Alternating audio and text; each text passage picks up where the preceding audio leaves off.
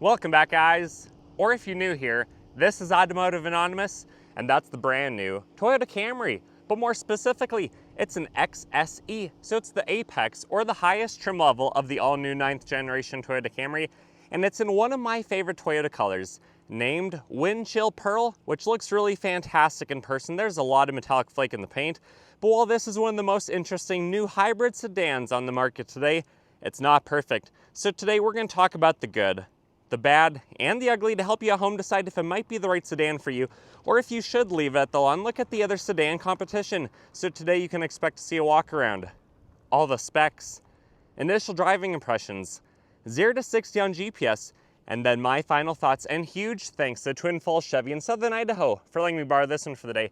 I'll link them below if you're interested because they sell below MSRP. They ship all over the country, but also huge thanks to our sponsor, Lasfit, but more on them in just a few minutes. Let's dive right into this review. And thank you so much for watching car videos on YouTube today. But if you get anything out of this video, you like the brand new Toyota Camry, or you appreciate the effort it took to make this video, please consider liking it, comment your thoughts and opinions, subscribe if you haven't already. All of that lets me know you want to see more stuff like this, but it'll also help you by having YouTube choose to show you more stuff like this. Thank you so much. But if you're new to Toyota, or the Toyota Camry, there's a few really cool things that you should probably know. Toyota is a Japanese automaker. They were founded in 1937, and ever since then, they have grown to be the largest automaker globally. They sell over 10 million units every single year, which is pretty impressive. But beyond that, they're known for building safe, affordable, and reliable vehicles, and the Camry is no exception to that. The very first one rolled off the assembly line in 1982, and since then there have been 9 generations, with this part of the 9th generation, which actually started last year for 2025's model year. But I find it interesting that although the United States is the largest market of Camrys, we get over 300,000 every single year. Historically, less than 50,000 every year were hybrids. But for this new 9th generation, this one is only offered as a hybrid. Anyways, it's going to be interesting to see how the sales are for the Camry going forward. And if this still remains above a 250,000 unit seller every single year just in our country, let alone all the other countries it's sold in. But this one was built in the United States. The VIN number starts with a 4, and a base model starts at about $29,000.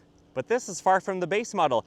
This is the XSE. It starts about $35,000 after destination, delivery, and all the fancy options that you'll see. This one would be an upper $30,000 example. So for upper $30,000, what do you get? The most important thing you get, just like the 2025 model year with the redesign, is this is expected to be not only a 5-star crash test rated vehicle, but also top safety pick plus. So that means that it has really good crumple zones to help slow down the impact of accidents, to help protect you and your family. That's something that I really value. As someone who does physical therapy as my day job and seeing people who have been in accidents, you really don't want to be one of them. But this being the top safety pick, it also has all the active and passive safety features to help you avoid accidents. So you have really bright LED headlights up front, a bunch of parking sensors, blind spot monitoring, lane keep assist, adaptive cruise control, and I do have to say that Toyota Safety Sense 3.0 on this new generation of Camry works substantially better than 2.5 in my hybrid RAV4, although I do wish this had the new 4.0 Safety Sense system. I can't complain too much because this does work on par or better than a lot of the competitors. But beyond that, you also get really nice 19-inch wheels, heated leather seats, which actually are very comfortable and the heated feature works very well, as well as a nice heated leather-wrapped steering wheel. You also get just a nice driving vehicle with a very sound and stable interior and driving dynamic quality to it. And then you get a potent hybrid 4-cylinder engine under the hood that's not only rated for about 50 miles per gallon, but it's also pretty quick, as you'll see in just a few minutes.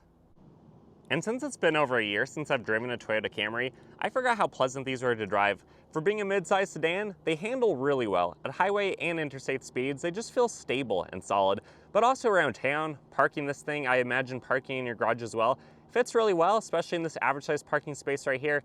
And overall, this mid-sized sedan, like a lot of other ones, competes pretty similarly in all the metrics. It is about 16 feet long, but actually has a 9.25 foot wheelbase, so about a half foot longer than my Toyota RAV4. Part of the reason it is so planted, it's also wide and low at about 6 feet wide and 4.7 feet tall. It has a very nice stance to it, and the new front fascia probably looks like the most Lexus Toyota that I've ever seen, especially for this price point. But beyond that, it is about 3,400 pounds. The payload capacity is also pretty decent at 925. Unfortunately though, like a lot of other sedans, it only has about 5.4 inches of ground clearance, but it does have a 329 final axle ratio, and it can do a full circle in about 37 feet. And then the last couple things to mention here is the gas door is located on the driver's side. Whether the vehicle is locked or unlocked, you don't have to worry about the bumps trying to siphon any of your fuel. Because this is an Atkinson style engine, there is a button on the interior on the dashboard to pop open the gas door, so the bumps aren't going to be siphoning any of your 13 gallons of regular octane fuel. But depending on which trim level and which wheels you have equipped on your Camry, these can get up to 53 around town, 50 on the highway. So your max road trip and range could be up to about 650 miles, which is outstanding for only 13 gallons. And then it has a square stance wheel and tire all around. It is a 235, 40, 19. Unfortunately, there's not a full-size spare, rather just a compact spare in the rear. But those dual colored wheels, the silver and black, I actually think they look pretty good. They look better in person than on camera.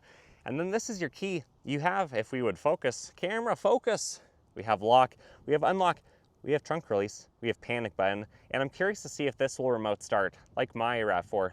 1, 2, and then hold it on the third. Ooh, I see some flashing.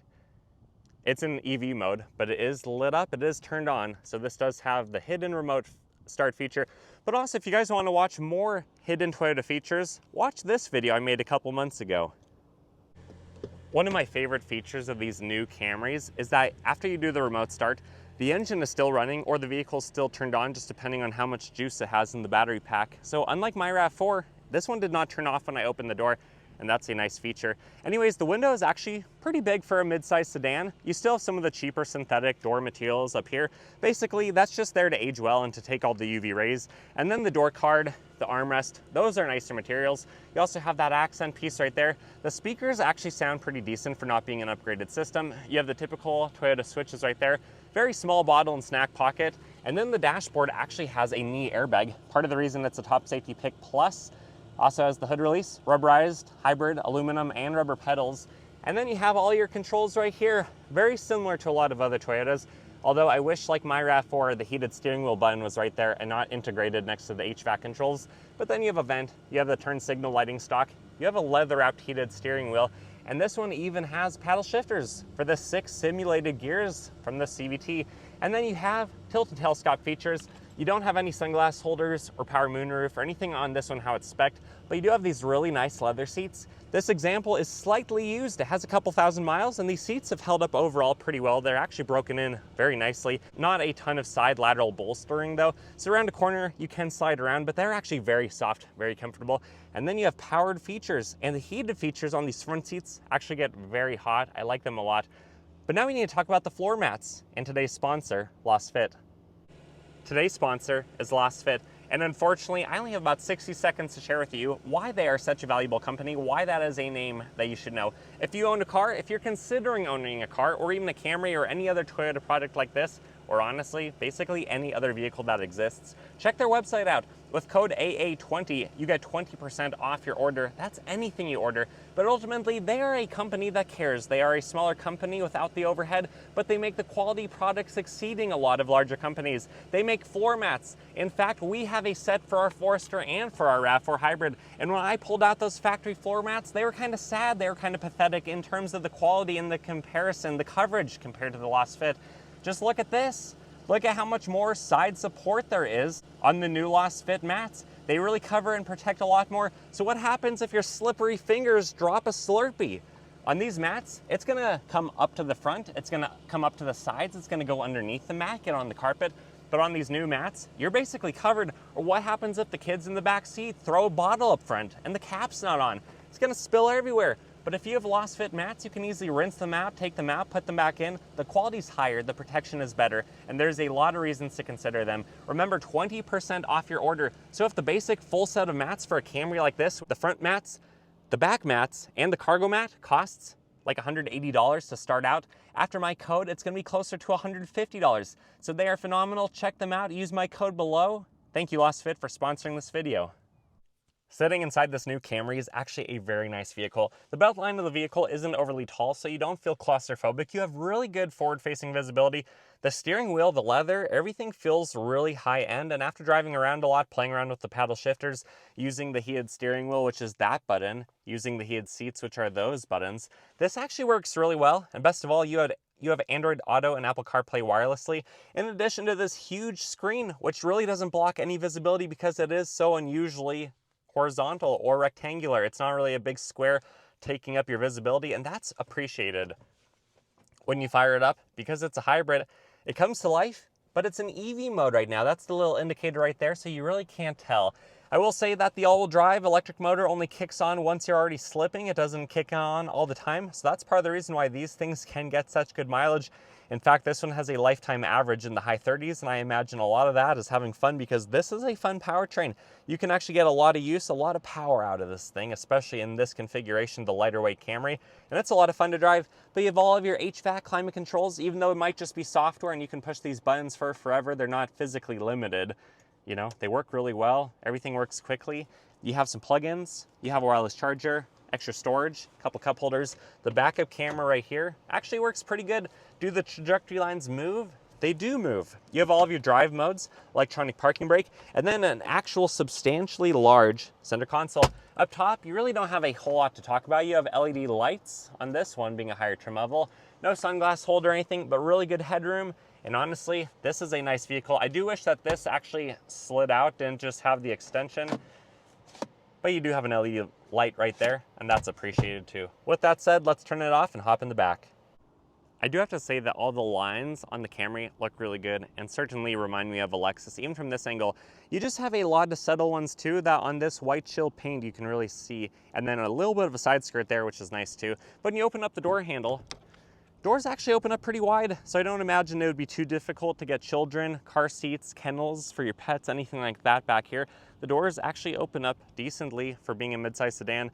And then the door panel materials, they look very similar to the front. You're not really missing anything back here. And then sitting behind myself, at 5'11".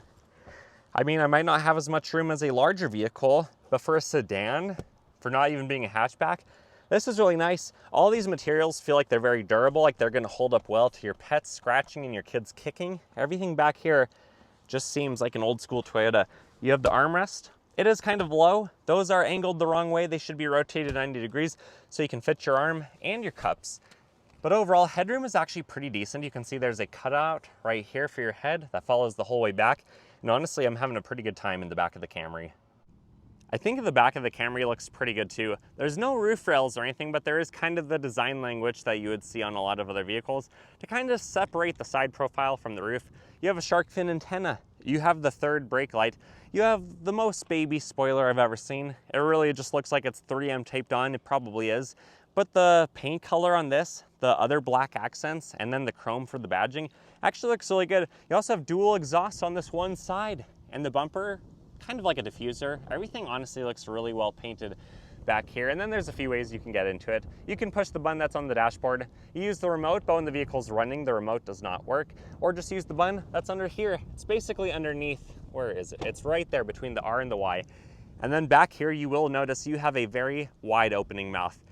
But because this is a sedan, it's not overly huge from this angle, like the width of it is, so be careful how you try to get stuff in, but there really isn't any wasted space. The opening of this is pretty good for what it is. And then you have about 15 cubic feet of room back here. This mat could also be replaced with a Lasfit if you want a little bit more protection, but you can start to see the side profile. The protection on this mat certainly is a lot better than what you got on the front, and that's kind of what the Lasfit offers you. You get way more side protection, a much higher wall. Anyways, you do have a temporary compact spare tire underneath all the flooring, and it's pretty easy to reach for the trunk and to lower it back down. The side profile of this Camry, again, looks really good even on the passenger side. You also have a turn signal. You have blind spot monitoring. You have proximity key features, so if you are close to the driver and they have their keys in their pocket, you can still use that door.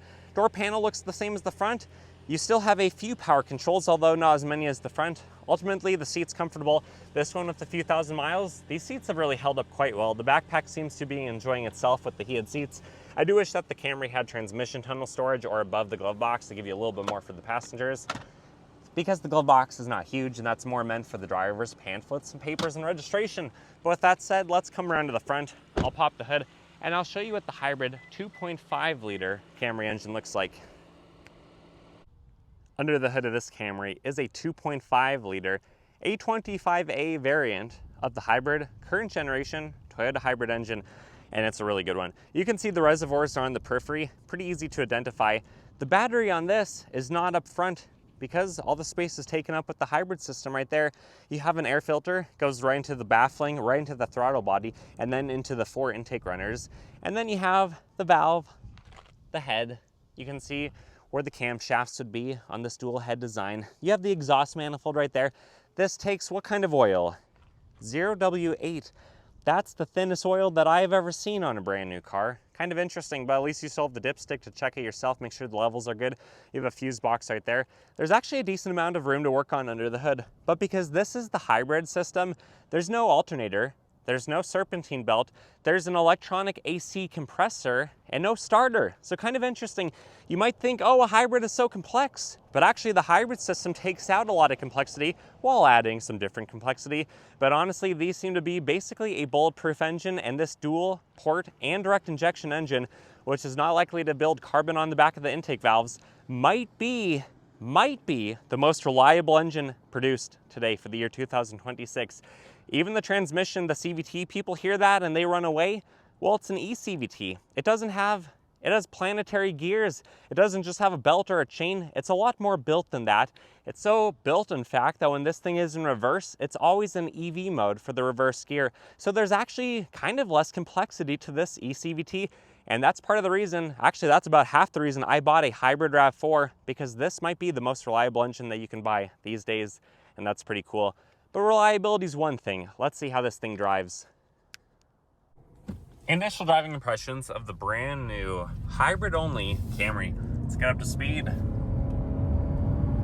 Honestly, the power delivery feels very similar to my RAV4 hybrid.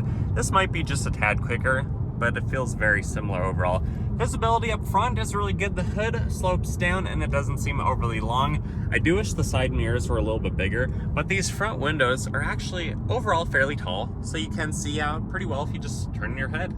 Look over your shoulder. The rear view mirror is also fantastic. It goes right down the center of this 16-foot long vehicle. And then the driver position is actually really nice. The overall belt line of the vehicle isn't too tall, so it's not a very claustrophobic feeling vehicle. And despite having more glass than some other sedans, the acoustics in here are actually pretty decent. The basic speakers, I think they sound fine. For not really being a high upgrade system, I don't have any complaints. The seats do let me slide around just a little bit, but they are comfortable, at least with my time in this vehicle so far. I would imagine on a road trip, this is probably a more comfortable seat than what I have in my cloth RAV4 hybrid. And then the rest of the layout is fantastic, with some cup holders, with all of your electronics, all of your creature comforts.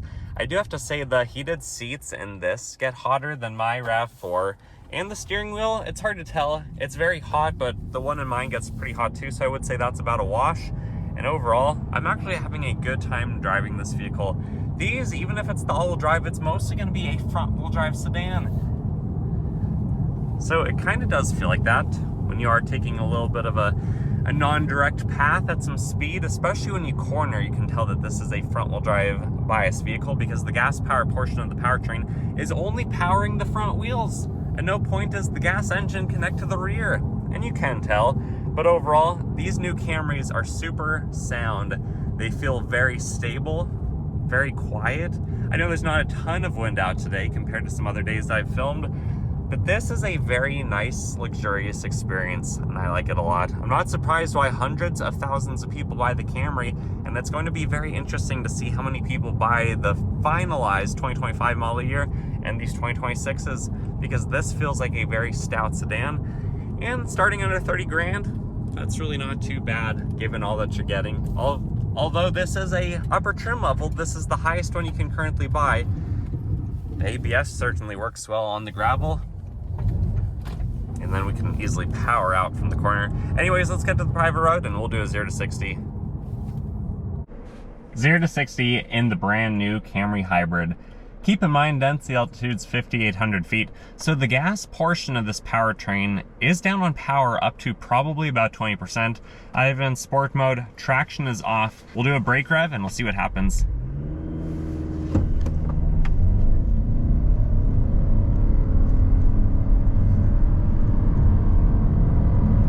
It's really not bad for a 4-cylinder Camry. 7.11 true seconds. Not bad. My final thoughts of the 2026 recently redesigned Toyota Camry, now offered only in a hybrid configuration with either 225 horsepower if it's front-wheel drive or 232 if it's all-wheel drive like this due to the electric motors. I actually really like this vehicle.